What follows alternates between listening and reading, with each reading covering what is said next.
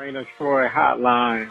Alicia, Michael, what's going on? We know you have takes. We have takes. I'm actually surprised that your Rant Line, Rave Line, whatever, isn't completely full. Why can't we just win a game? Can I blame Michael Castillo for this? Can I blame Bob Connolly for this? Could I put on a zebra shirt and just go out there? Scratch, claw, up against the wall. Can't explain it, what I'm feeling right now, guys. I can't believe it. Let's open up that Rave Line! Woohoo! Oh, I can't believe USC is 7-5 again. Oh no!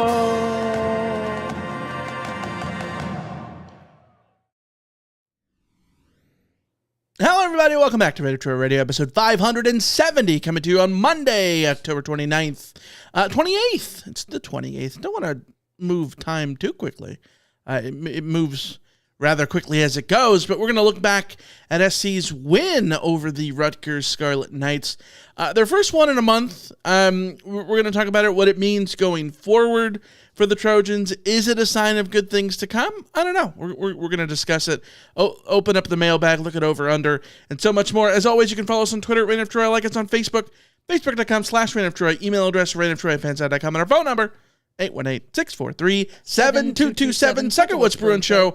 I'm your host, Michael Castillo, joined along with my co-host in the Retro Studio in Los Angeles, and across the room from me, Alicia D'Artola. Hello, everybody. Hello. We're back with 2 podcasts in 2 days. We're going to be back tomorrow with an early Washington preview.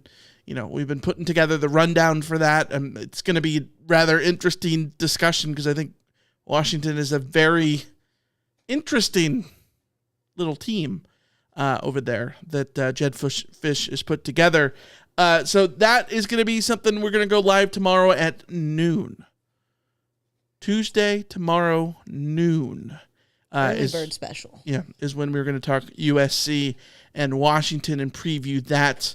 And like we've said before, if you've missed this, no CarCast on Saturday after the game. But we'll be back, I think, next Wednesday with a Washington Fallout episode. Next Wednesday, moving back to our regularly scheduled schedule. SC is a bye week, so Wednesday is going to be our Fallout episode for UW next week. So, Alicia, a lot of stuff to get to in this episode. SC beats Rutgers. It snapped. The losing streak is snapped. SC's 4-4 going into a Washington week in which they're 4-4. Setting up the stage for November. How do you feel about the Trojans in the last few days since the Rutgers game? I feel fine. I think I said this on the CarCast, but I will reiterate. It would be so much easier to see this as a step in the right direction if if this was the second win in a row. But we're still in a space where, because of the Maryland loss, USC is heading on the road to face a Washington team that is very mixed. And if USC is just a team that doesn't win on the road, then we will look back at this Rutgers game as completely irrelevant, much like the Wisconsin game turned out to be largely irrelevant in terms of performances. If USC goes on to win against Washington, then it's at that point that we can say, okay, USC's starting to build some momentum, starting to feel better, starting to feel good, all of these kinds of things. So it just feels like, I feel like I'm in a holding pattern on judging what this win truly means. Mm-hmm. So I come out of it mostly happy that USC won, happy that USC didn't fall into their same pitfalls that they have in the previous 3 weeks. Yeah. And happy for guys like Woody Marks and Mekhi Lemon and Kyle Ford and the young guys on the defensive line who got the sacks. I'm mostly happy for individuals coming out of the Rutgers game. I'm not yet certain what to think of this team because we're still very much in a question mark phase. Yeah, it was a game in which SC was a double-digit favorite. They won by double digits. They did what they were supposed to do. That's good. For a team that, hasn't done what they're supposed to do in a month, that's a great starting place. Yeah. What does it mean going forward? I think is a big question because you don't know. I think it's going to depend on what happens. If SC goes to Washington and plays better on the road than they have and they get a win, and then parlays that into the Nebraska game and wins at home there, and then goes in the rivalry games and wins those and goes 8-4, and finishes with 5 wins on the bounce going into the bowl season. Like, that is a completely different feel than if SC goes up to Seattle this week, loses, struggle wins against Nebraska, and then splits the rivalry games. You know what I mean? Like, it's really going to depend on how the season goes. I think it was a good starting point, like we talked about in the CarCast. Yeah. And then it was great to get the players some confidence. Miller Moss needed some confidence. I think the defense, even with the injuries, they needed confidence to know that they can make stops in the fourth quarter, to know that they can get fourth down stops, and know that they can, not allow a game to slip through their hands. And they did that, and I think that's a confidence boost for whatever it's worth. Yeah, 100%. But again, a lot of this does come down to the Washington game, because if USC wins the Washington game, we're talking about a potential no-loss November. Mm-hmm. If USC loses the Washington game, we're talking about, is USC going to be bowl eligible? Like, right. the crossroads that USC is on is still pretty divergent. So I certainly enjoyed the game. I want to enjoy a win, and treat it as such. But I also don't necessarily want to get my hopes too far up. Sure. Yeah. So it's yeah. No, I think that's the right approach. I certainly feel better than if USC had lost or won by 1 score. So absolutely. Yeah. I think the 2016 comparisons are over. I think those made more sense when SC had 3 losses earlier in the season and looked like if they put everything together, they could, string a bunch of wins and feel good about the season, a la 2016. But I think that where there's a little comparison, and this is not a 1-for-1 in the slightest, is that the 2016 season, SC started to win games in October, right? And we said they would not be validated until they did something in Seattle against Washington. This Washington team is not the 2016 Washington team that went to the playoff. They're not last year's Washington team that went to the playoff and nearly won a national championship. So take that for what it's worth. But I think that it is similar in the sense of, like, SC's going up to Husky Stadium with something to prove, that something that they've done super recently before does mean something. And it's on them to continue that and play forward. I think you always want to be able to prove somebody wrong, and they can, Miller Moss talked about having the same energy to fans that are, maybe critiquing the team or whatever. And, if you got to build a chip on your shoulder and have that sort of mindset that the world's against you, then by all means, like, whatever it takes for SC to be motivated, focused, and not let the rest of the season slip through, because I think these are a super important 4 games. We talk a lot about the Lincoln Riley situation, how it's weird. It's year 3 in a vacuum.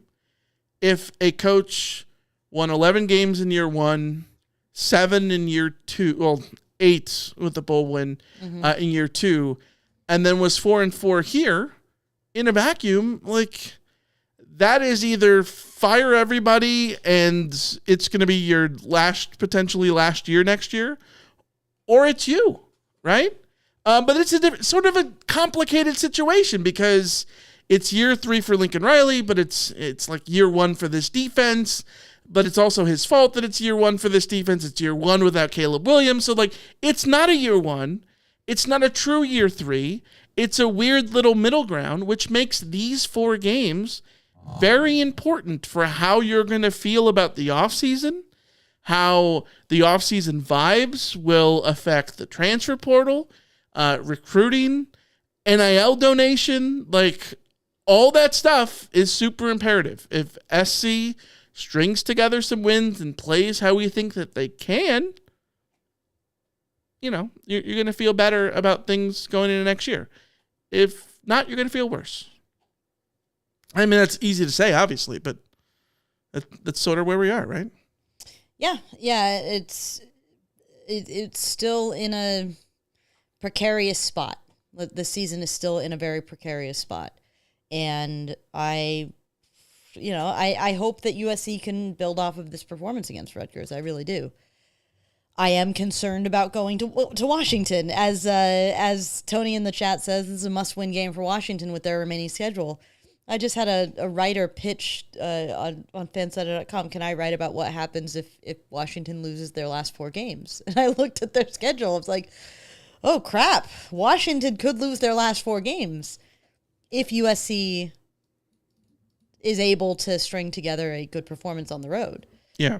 And we've seen them string together good performances without winning games too. So there's just so much there's so much at stake on both sides, especially for USC, but also for Washington. They're playing for their season effectively as well. Right.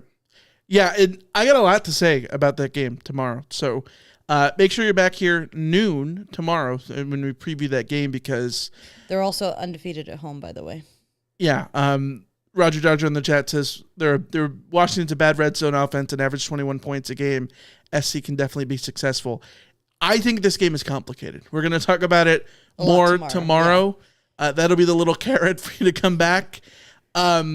This Washington team, in a lot of ways, reminds me of SC in that, like, I think they're a good team.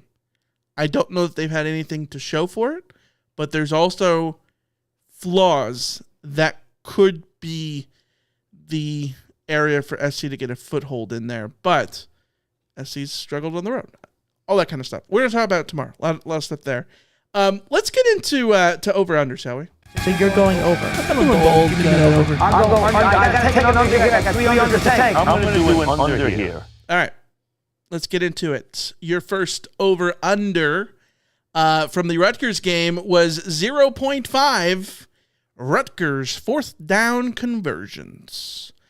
Alicia, you did this in part because, Rutgers was 129th in the country in 4th down conversions, and we know what that means for SC.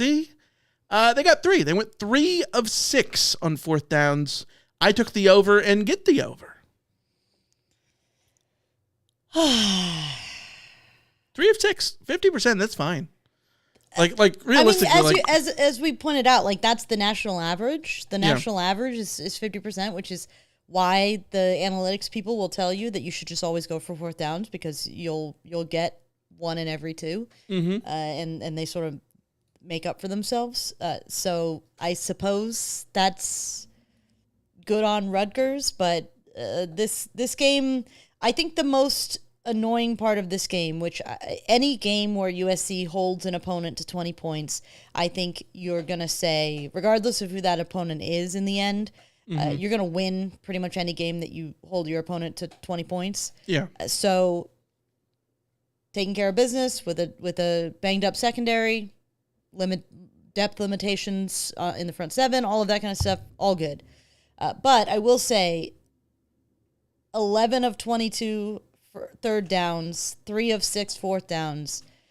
This team, this defense could be so damn good if they were able to get off the field consistently. And we talked about how they were really good on 3rd downs coming into this game, and that their big problem was that they just gave up too many 4th downs. Well, they weren't great on 3rd downs or 4th downs in this game, but to their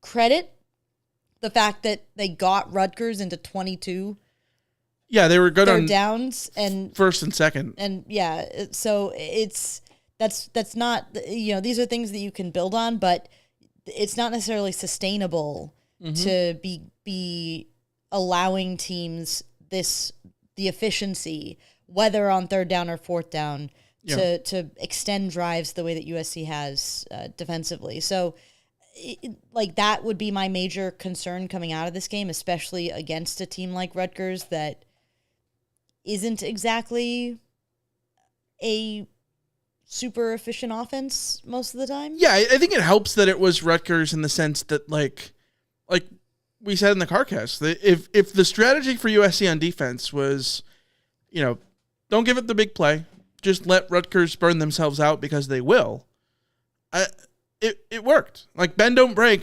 absolutely worked against this offense because Rutgers is a team that, you give them a million third and fourth downs, they're not going to get them all. And SC won the game in part because of that, and the efficiency in the first half on offense. But that's a different story. You want to know what my thesis on any of this is? Sure. Like, the difference in this game, it really did come down to, in the second half, in the fourth quarter specifically, USC gets 2 sacks, which is more in a quarter than USC gets in most games at this point. Mm-hmm. And those sacks create negative plays. And those negative plays lead to better opportunities to get off the field, like going 1 of 3 on fourth down in the fourth quarter instead of 2 and 3 through the rest of the game. Mm-hmm. That's ultimately what proved to be the difference. And what USC really needs is to create those havoc plays earlier in the game and more consistently, and we will see a team that gets off the field more often, because havoc plays, you should be creating most of your sacks. I don't have data to back this up, but I would wager that the vast majority of sacks come on third downs. They're passing downs when teams have to often use long developing passing concepts because they need chunks of yards. And that's how you get off the field, by creating havoc plays on third down and fourth down. And USC struggles to create havoc plays at all. So it was very gratifying in the final quarter of this game to see, especially some of the young guys, step up and start making those havoc plays. And I don't think it's a coincidence that USC has that kind of better production in the opposing backfield. Yeah. And the opposing quarterback is less effective in general than, Billy Edwards playing Minnesota this past week on Saturday, throws interceptions and looks pretty terrible because Minnesota is pressuring him. You look at the other quarterbacks that USC has faced this year, and they're not infallible, but USC made them kind of look it. Right. In part because they weren't unsettling them. And so that, to me, that just continues to solidify for me the next step for this defense. Yeah. Walter in the chat says the first time the defense played poorly on third down, so let's not think SC will play the rest of the season this way. Well, I think when they get Kamari Ramsey for back, it will make a big difference. A lot of stuff. Yeah. Kamari Ramsey, like you and I have talked about, he's like a third down specialist. The dude might be the best third down player I've ever seen. I always thought Stuart Cravens was the best first quarter player I've ever seen. Oh, absolutely. Like an incredible guy in the first quarter. Not to say that he wasn't good in the other quarters, obviously, but like he was just otherworldly. Otherworldly in the first quarter. Yeah, and I don't know if that was just because of game plan or what, but he was really good in the first quarter. Kamari Ramsey, I feel like 98% of his tackles have come on third down. He does not miss a tackle on third down. The plays that he's missed have come on fourth. And part of that is just, I think is, luck of the draw in the sense of like, this team being good on third down and bad on fourth down is just, it's weird. It doesn't make any sense. Mm-hmm. You would think it would even out a little bit. But either way, not having them on the field, I think absolutely hurts the third downs. And Rutgers, the first team all season who completed a third and long, or converted a third and long, which I think, doesn't that feel good to say about the Trojans? Not that Rutgers got it, but that through 8 games they've given up 1 third and long? Yes, One? I mean, compared to the USC defenses that we are used to, we used to joke that USC would get people in 3rd and 12, and that's right where they wanted you. Like, right where the offense wanted to be, because they would just always get the 3rd and long. So, right. Yes, I think that is a testament to, well, okay, it's a testament to USC not giving up 3rd and longs, but it's also kind of a testament to, like, has USC been putting teams in 3rd and long often enough? Let me see. We've got third downs. Average distance for Rutgers is 5.8. To be fair, USC, the third down breakdown on passing plays is 21 3rd and 10 plus, 18 7 and 9. 7 to 9, 23, 4 to 6, and 9, 1 to 3. And then rushing, 2, 3, 4, and 7. So not very many rushes on third down. So yeah, maybe I looking at that is more. SC gave up 10 last year, by the way. 7 through the air, 3 on the ground. On 3rd and 10 plus. That's good. SC's at 1 this year. So, and for the record, too, even looking at the situational stats, this is just for passing downs because the way that CFB Stats breaks it down, but USC's given up 1 with 10 plus and only 2 with 7 to 9. So they're doing a very good job of getting off the field when they are put teams in 3rd and medium to long. Mm-hmm. Certainly, I mean, up until this game, they were doing a hell of a job, even 3rd and 1 to 6. So I don't know. Again, this game was weird on that front. You look at the third downs, like 3rd and 7 plus. USC opponents have completed 18 passes, 3 first downs. So that's SC's tackling short of the sticks. Mm-hmm. Which is good. Let's keep going on over under. My first one was 9.5 points for SC's largest lead the game. We know this was a contentious point the last few games. SC's losing streak, a lot of 14-point leads right down the drain. You took the over. It was over. It was 22. SC's largest lead of the game was the final lead of the game, 22 points. Yeah, again, I had a feeling that USC shouldn't necessarily be troubled too much by this Rutgers team, and I think that they showed that. They were able to get three scores ahead, and I think that should have been expected. Yeah. Rushing attempts was your second one, 32.5 USC rushing attempts. I took the over on that. It was under. SC only ran the ball 23 times. I think there's a caveat that needs to be said about this. SC ran 51 plays.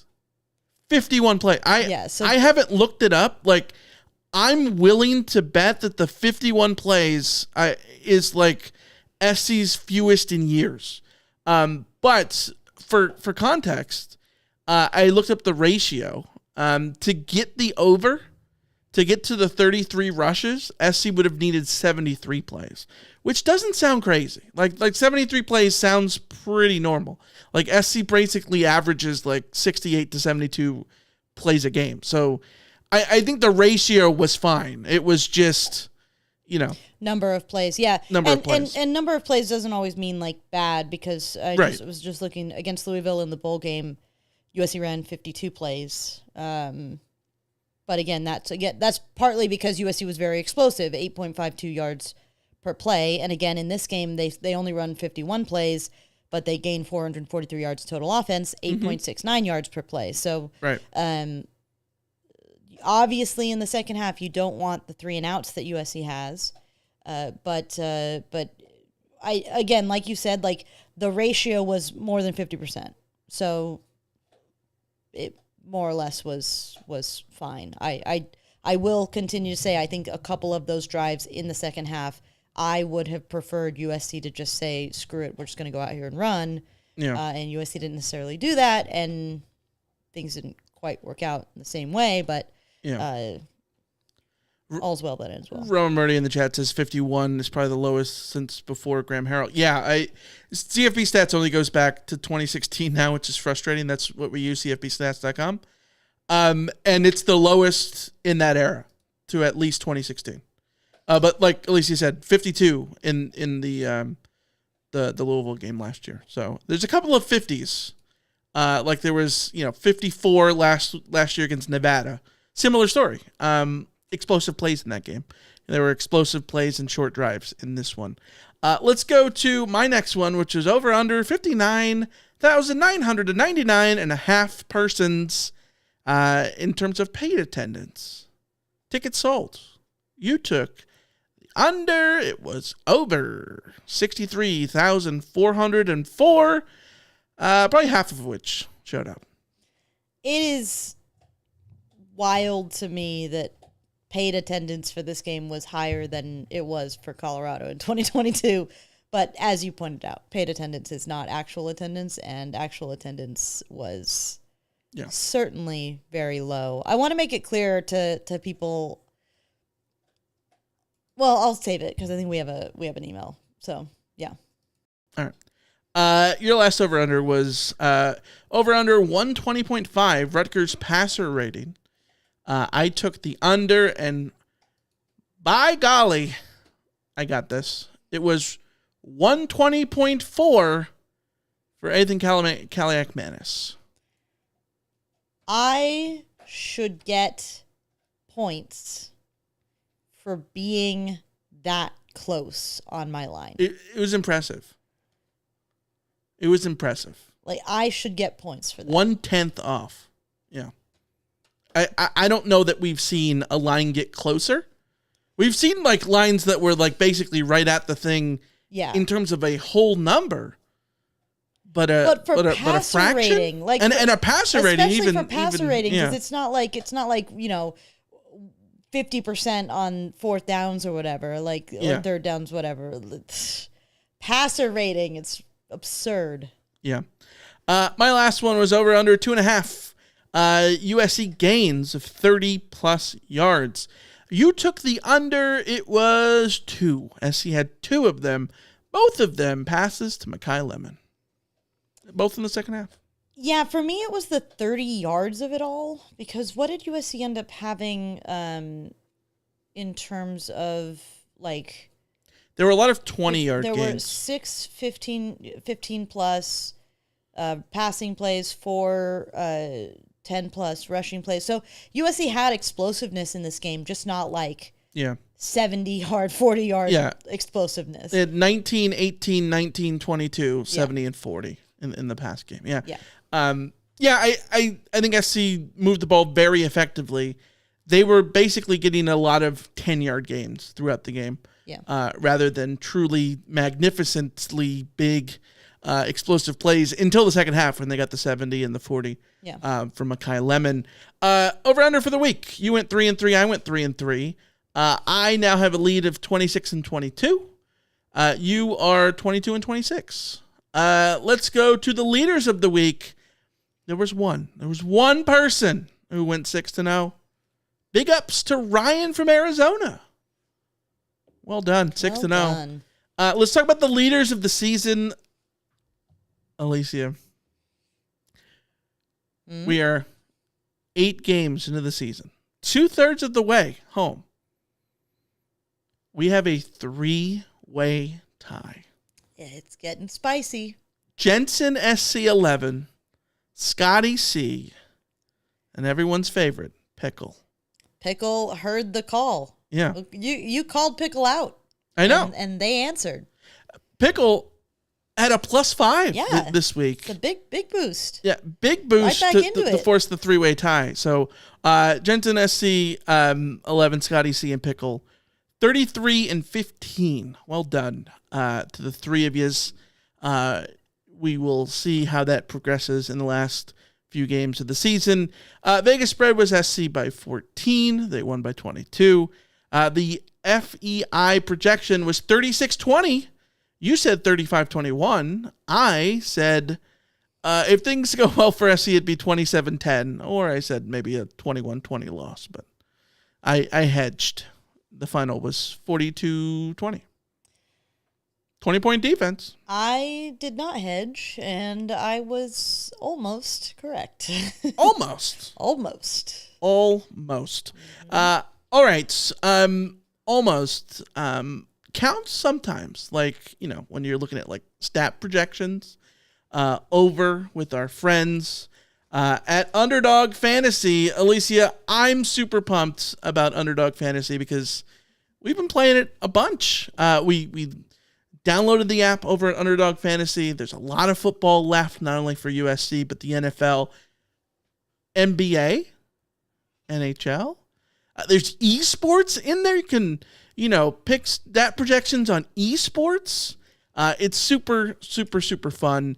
And if you were picking stat projections in favor of LA sports teams this week, you would have done well. You would have done extremely well because the LA sports were all wins across the board. The Lakers, Clippers, USC, Dodgers, Kings. It was a good weekend to be in LA and to be taking those mores. Yeah. Hires. Take those hires. Hires. Yeah, the hires and Mekhi Lemon receiving yards. That should be an auto hire for every stat projection. You can win up to 1,000 times your money over at Underdog Fantasy just by choosing whether you think your favorite players should go higher or lower than those stat projections. Making picks on Underdog is straightforward and signing up even easier. Just head over to Underdog's simple-to-use mobile app or UnderdogFantasy.com. Sign up with promo code Reign of Troy. Underdog will give you a free pick to use on your first cash pick'em entry, plus up to 1,000 buckaroos in bonus cash when you deposit. That's Underdog Fantasy promo code Reign of Troy, all one word, to claim your new customer special of a free pick and your deposit offer. You must be 18 plus, 19 plus in Alabama, Nebraska, 19 plus in Colorado for some games, 21 plus in Massachusetts and Arizona, and present in a state where Underdog Fantasy operates, including California. Terms apply. Void in Colorado. Concerned with your play, call 1-800-GAMBLER or visit ncpgambling.org. In Arizona, call 1-800-NEXT-STEP or text NEXT STEP to 53342. And in New York, call the 24/7-HOPE line at 1-877-8-HOPE-NY or text HOPE-NY to 467-369. Alicia, we got a bunch to get to. Let's do it with the mailbag. You've got mail. All right. Mailbag time. Let's start with an email. Deadass. This might be the best email we've ever gotten. I read this email, cackled, and told Michael, you got to look at our email right now because this is gold. Yeah, it's unfortunate because this is going to be one that's going to take a lot of effort to get out. I mean, we've talked about our listeners sending us dissertations at this point, so we invited this on. I don't know how this could fit into a blue book, to be honest. Yeah. But email from Tony. Here it goes. Michael, Alicia, this is Tony from the Nora, PA. Good win. Going to bed. That's like I haven't done the math, but that feels like a haiku. I'm gonna say one of my great joys in life, just the little things that bring you joy every week, is the Michael, Alicia, this is Tony from Denora, PA. Like it's like it's just one of those. It's not like an earwig because it's written, but every time I see it, I'm just like, this makes me happy. Like, Tony, you make me happy starting every email like that, and then to go and give me that just phrase that just makes me happy, to then write an email where your going to bed intro, your classic Michael, Alicia, this is Tony from Denora, PA, is twice as long as the message. Good win. Going to bed. 5 words. Yeah. Yeah. I mean, Nailed it. That could have been our car cast. It could have been. Good win. It could have going to been. bed. Yeah. Would have got us in bed earlier. But Spot on. Tony, genuinely, I love it. Yeah. And yeah, if all you have to do is send in 5 words, by all means, send them in. Yeah, absolutely. You know what my favorite five words are? Have to commend you, Michael. Have to commend you. That is 5 words. Yeah. Cool. My math wasn't bad. Let's go to Fred, who always gives it large on the rant line. Hey, Raider Troy, this is LA Fred calling. Well, it was nice to see SC get back on the winning side for a change. We saw the emergence of Mekhi Lemon as the wide receiver 1. I hope the coaching staff is smart enough to realize that he needs to be the main target moving forward, as he probably should have been all year long. With all the injuries to players, especially on the defensive side, it was really good to see a lot of the young guys get the chance to get out there, get some game reps and experience. Hopefully that's going to pay dividends as we move through the final stretch of the season and into the next few years to come. Don't get me wrong. It was good to see the 3-game losing streak come to an end, but let's not get too far out over our skis just yet. Rutgers is not a good team. USC did exactly what better teams are supposed to do to bad teams, and that's beat them by multiple scores. Winning is always better than losing, but can we just try and reserve some of the USC is back on track judgment until after the next few games? Have a good week. Beat the Huskies. Fight on, everybody. Thanks, Fred. Thanks for also inspiring the thumbnail. I have to reserve the back on track. Well, we'll just throw it on the thumbnail then. Yeah. I think Fred is sort of essentially expressing what I am. I think the good thing here is that we've seen USC go up against teams that they should beat and not do it. Mm-hmm. And so for them to go out and do it, I think you do need to tip your cap and say, okay, that yes, USC, that's what you need to do because you haven't been doing it earlier in this season. So you sort of take it for that. But I don't think anybody is treating this win as a definite, like, it's all good from here, guys. Like, I don't think anybody is looking at it that way. I think this is potentially a start, but USC is now responsible for carrying it through, and we're going to see if they can do that this week. It's only a start if you actually do it. Yeah. Well, it's like, it's you and I have set step goals, right? That we're really being on top of right now. I'm doing 32,000 steps a day. Mm-hmm. Yeah. That's how you get to 1 million steps per month. Mm-hmm. Yeah. Like my crazy brother. But the point being is that, like, you can do your steps goal one day. Like, we could do it today. But if you don't do it the rest of the week, then you're not getting any benefit from it. Right. But you also can't start your steps goal until you literally do it the first time. So you sort of build habits, winning habits. Yeah, you got to start somewhere. Speaking of somewhere, let's go across the pond to Jeff in Copenhagen. Hey, guys, Jeff in Copenhagen. Rutgers. They beat Rutgers. This reminds me of one of those games where Helton would beat a team that a high school team could beat and claim that he deserves his job. This is pathetic. Right on. Thanks for the call, Jeff. I get it. Rutgers is one of those names that, we all grew up where Rutgers was the worst team in Division 1A. I'm not going to sit here and say that Rutgers is a great team. They've got their greatest coach of all time, literally, coaching them. They are a mid to low level Big Ten team. And for that reason, for all the reasons we've talked about, this is a game that SC was favored to win by double digits. And they did. That's better than losing to a team that you're not supposed to lose to, right? That's my thing, is like, okay, I get it, but again, I don't think anybody is sitting here saying that beating Rutgers is going to save Lincoln Riley's job or proves that Lincoln Riley is great or that this team is great or anything like that. I don't think anyone is saying that. I haven't heard anybody say that. I haven't said that. So at a certain point, it's like, okay, are you mad that USC won then? Because I don't know. I think you can say certain games from this season, I think you can put the pathetic tag on them. But beating Rutgers by, 20 points,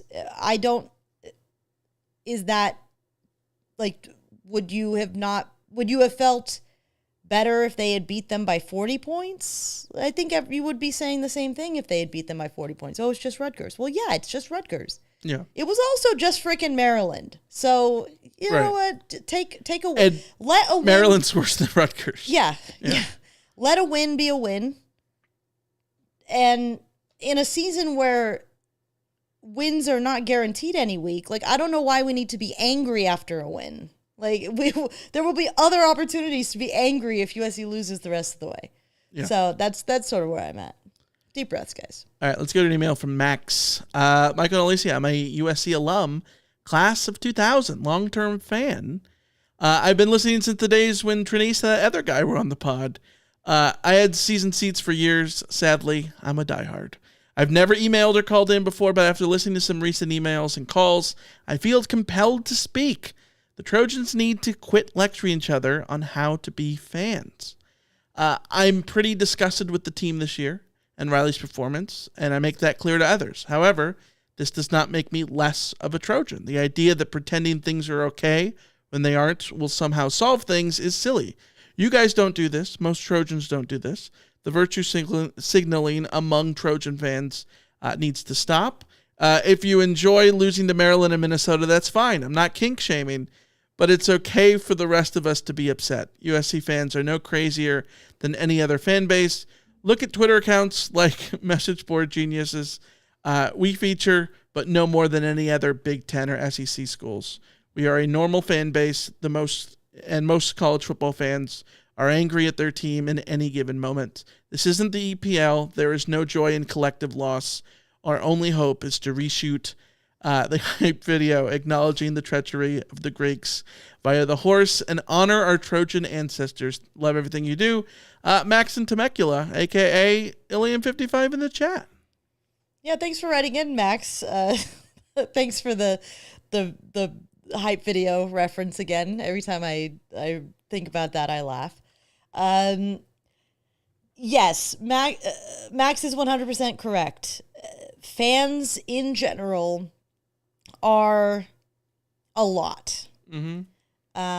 I would say, and I say this with love, fan bases across the board are prone to overreaction, to sky is falling sort of mindset, to getting just a little bit riled up. It's not an exclusively USC thing.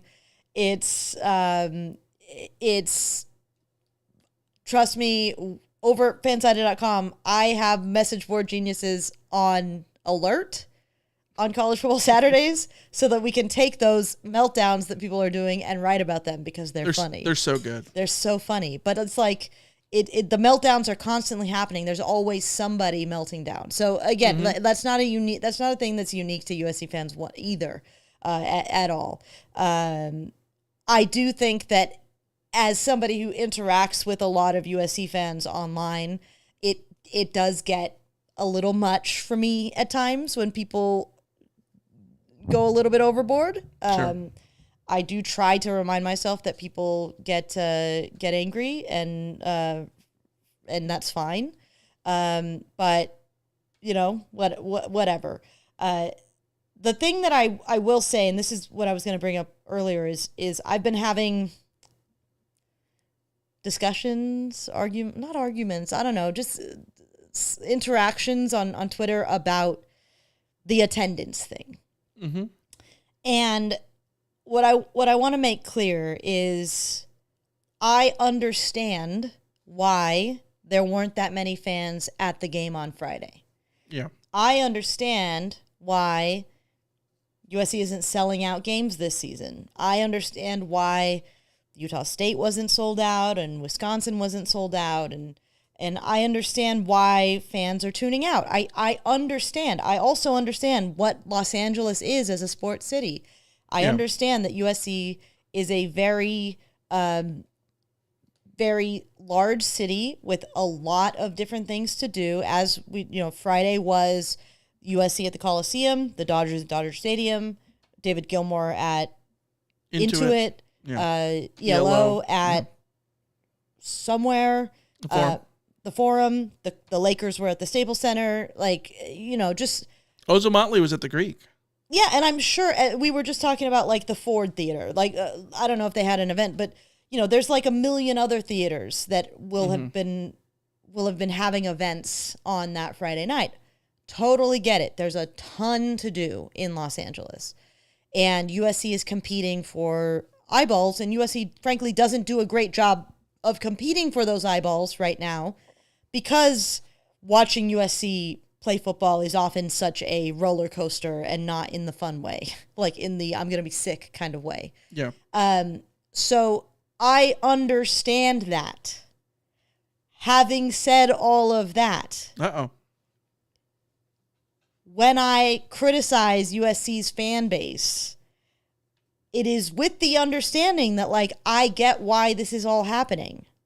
But also, all of this happening is why I look at USC's fan base, and I will extend this to the Dodgers and the Angels and the Clippers and the Lakers and the Kings and the Galaxy and the UCLA, everybody in this big old city. Mm-hmm. Every sports team deals with this because LA sports fans are like this.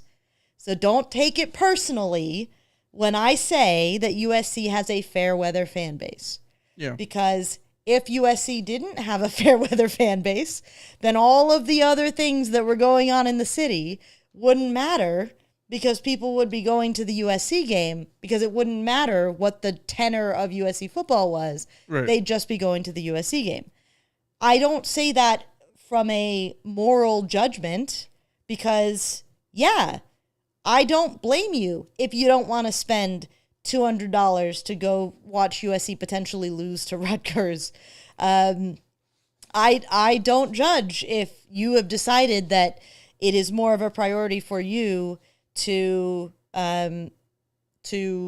watch the Dodger game with your friends or go to a concert or, do stuff with your kids. Friday nights, we have our buddy Jake is having to figure out his Friday night plans relative to his son's football game on Friday night. And it's okay, yeah, I totally, you have your priorities. You are allowed to prioritize other things over USC. It's perfectly fine. So I'm not saying it out of judgment, but also... Yeah. I am no longer interested in defending USC fans when the Coliseum is not full. Because the Coliseum is not full because USC fans are fair weather and you have to be winning and exciting in order for USC fans to show up. That is just the reality, and it's the reality for the Lakers and everybody else. Yeah. Don't get personally attacked when I say that about the fan base as a whole. I'm not personally attacking individuals. I know that there are very, very passionate individuals who give their everything and all to USC, and if that's what you're doing, then don't feel like you are being called out because it's not you that's being called out. Yeah. Honestly, the people who are being called out are the people who certainly aren't listening to this podcast and certainly aren't on Twitter talking about USC every day. So right. Yeah, no, for sure. Yeah. To be fair, Alabama has had a thing with attendance lately, but things are relative.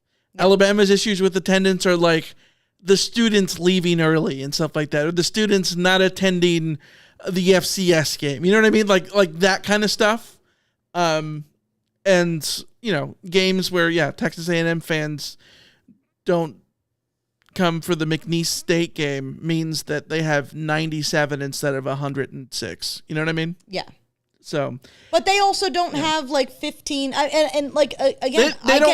They don't have the same for sure calculus of temptations to have their head turned. Yeah, like I will say though, one of my biggest frustrations though is that when you talk about Nebraska, Texas A&M, Alabama, yes, that those individuals, College Station does not have a lot to do compared to SC.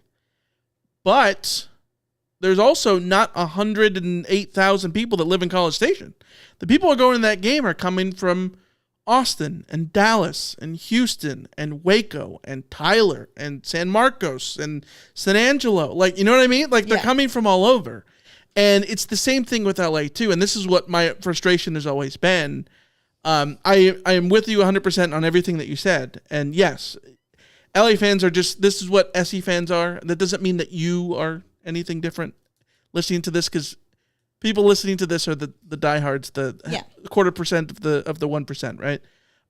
But like, if you did the same geography for all the people coming to, College Station, then that widens up the range of people that can go to an SC game from, Santa Barbara to Chula Vista. And then out to Indio. You know what I mean? Yeah. You're telling me SC can't get 77,500 people in that swath for 6 games? I know.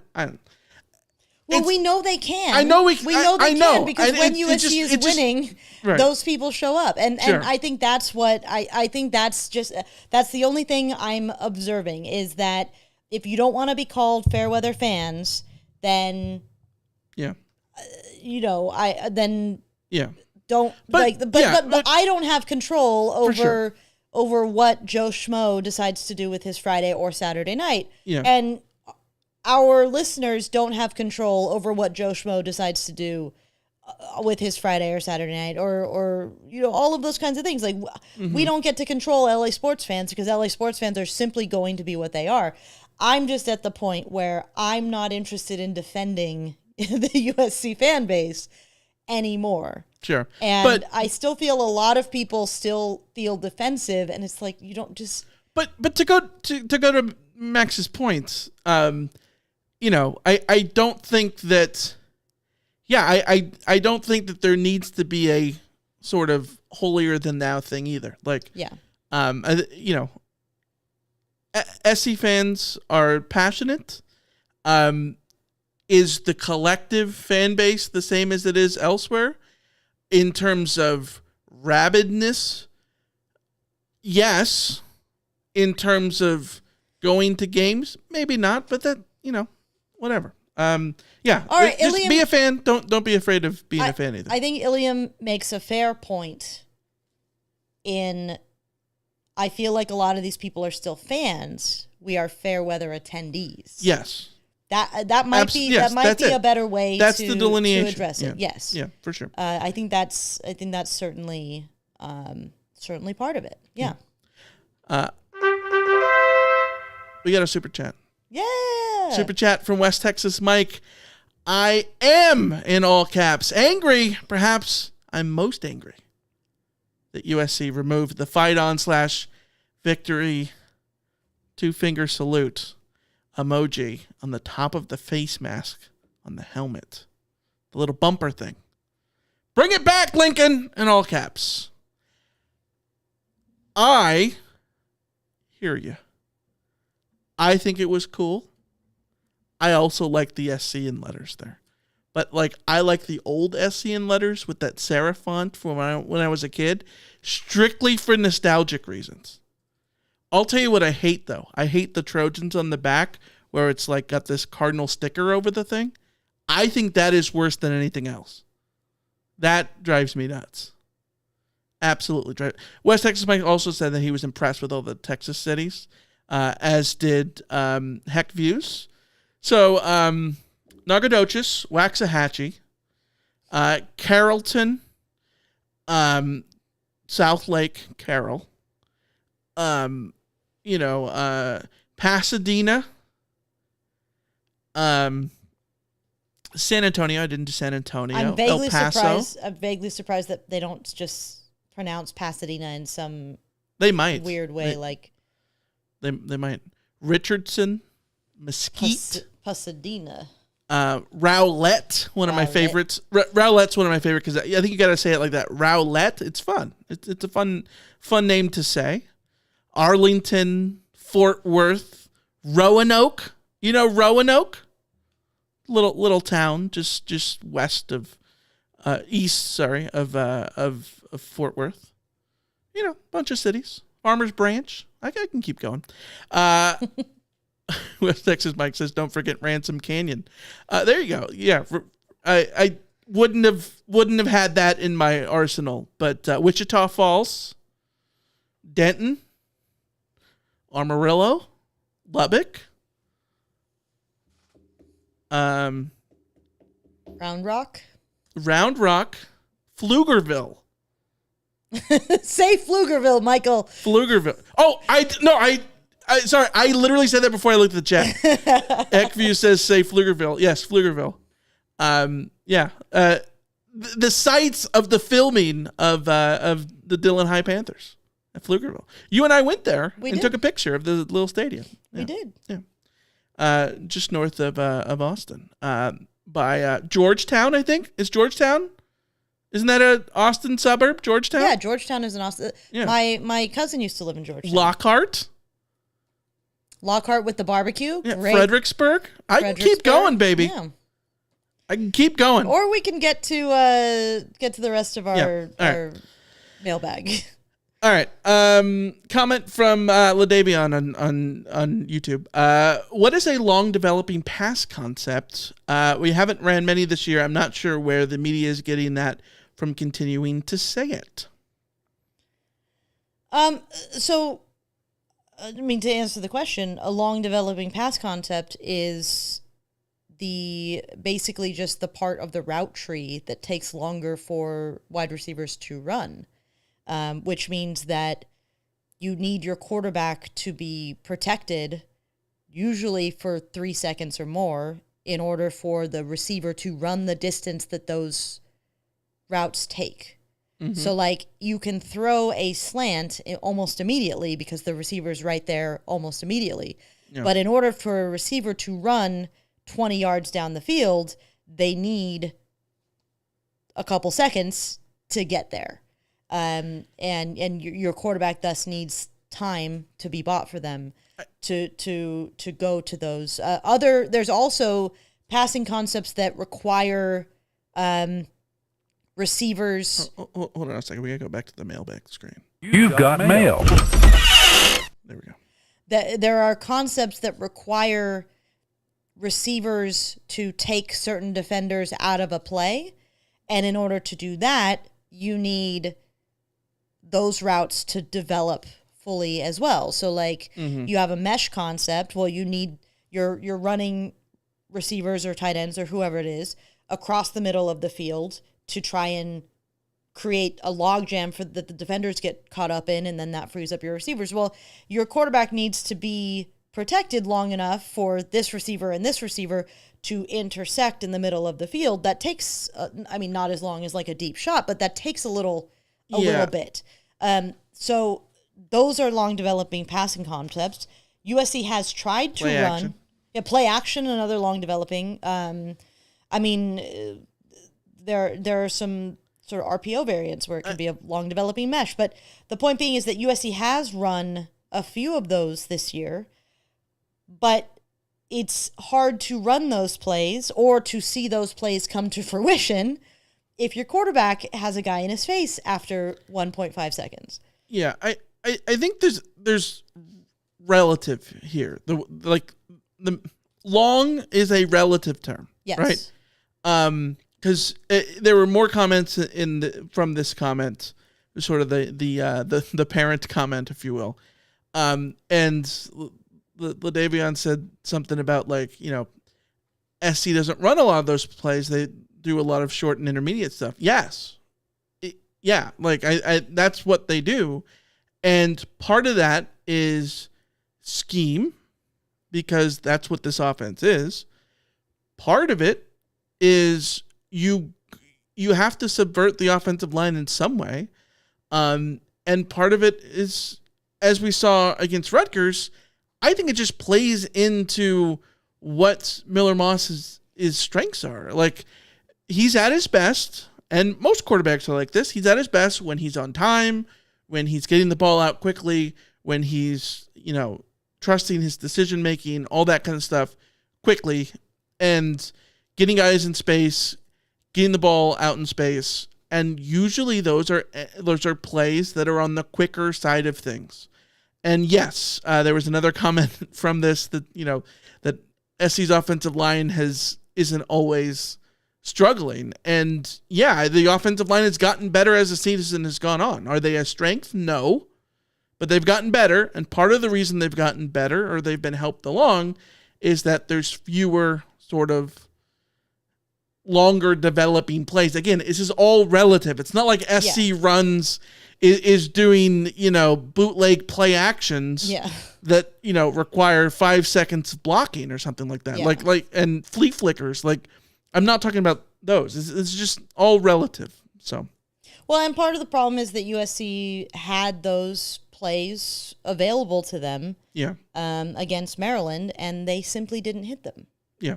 And I think that is part of the reason that it feels like USC isn't running these concepts is to me, it's more about USC isn't hitting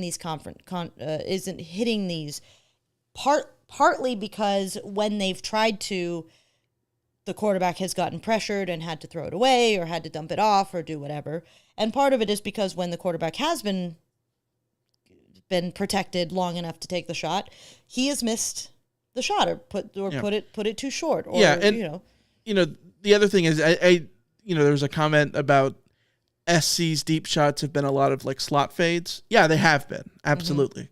Mm-hmm. I think that yes, those the one to Penn State, the jump ball to Zachariah Brent, or that basically ended up being a jump ball, was a slot fade. And yeah, that's not one where Miller has to sit in the pocket a while and deliver it. Mm-hmm. But there were, a couple of deeper throws that Miller had to throw to Deuce Robinson against Maryland. And, those are plays that didn't work out in SC's favor. So, all right.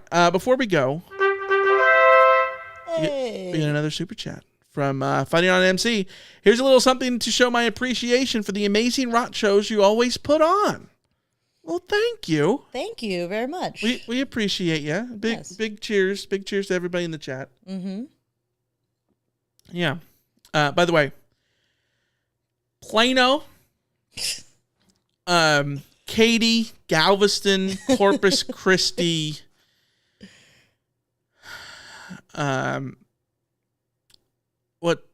where Rojo is from, McKinney. McKinney. Mm-hmm. How could we forget? Odessa, Midlandly, Marlin, Texas. I have an uncle in Marlin, Texas. What's the town?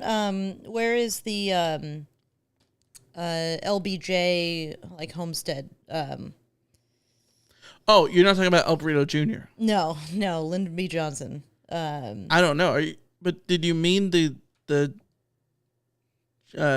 W homestead? No. I don't know. It's somewhere in Texas. I was out in Texas visiting, and I had a really nice long drive with a family friend out to the LBJ, his home, his ranch, and they have a whole. You can go see the ranch and all that kind of stuff, and then there's like a little town out. There's the town that he grew up in. Yeah. That they still have like the schoolhouse and stuff like that. Temple, Texas. All right. Kenny had a question. Do you put any stock in the idea that USC's attendance was much better before NFL teams moved to LA? The Rams moving back does coincide with when attendance dropped at USC. I personally think so, yes, because you had a lot of NFL football fans who probably had season tickets to USC who, let's be real, it's expensive living in Los Angeles. A lot of people are going to end up making a decision. I'm either going to have season tickets to USC or I'm going to have season tickets to the Rams or the Chargers. And I think USC probably lost some of that along with just the ticket prices just going up. Yeah. and that's two more teams that USC has to compete with for attention. So if USC isn't the best team in town, then you're not going to necessarily pull those people back in. Yeah. Heckview says, Michael, you're killing me. Alien55 says, I went to Amarillo twice. So did I. I went to Amarillo a few years ago. Drove through. I would love this to be a bit. I am a geography nerd. He is. So, like, if you guys just want to pick a state every episode, and then if you want to, like, verify that I'm not just Googling this stuff, I will put on a blindfold, and you're just going to be like, all right, England, and then I'll just sit here and just rattle off English cities forever. I'll do it. Darlington. Lyndon B. Johnson was born. Kings Lynn was born near Stonewall, Texas. Okay. There you go. All right. I think that's going to wrap everything up. We'll be back tomorrow at noon Pacific, 3 p.m. On the East Coast, and of course, 2 p.m. folks in Louisville, Texas. Not Louisville, Louisville. Louisville. Yeah, Louisville, Texas. We'll be the 2 p.m. Tomorrow. SC in Washington will preview then. Then we'll wrap up the week. So thank you guys. As always, we appreciate you. We appreciate the super chats. We love talking to you guys. You guys are awesome. And we appreciate you. Until next time, we'll see you. See ya. See ya.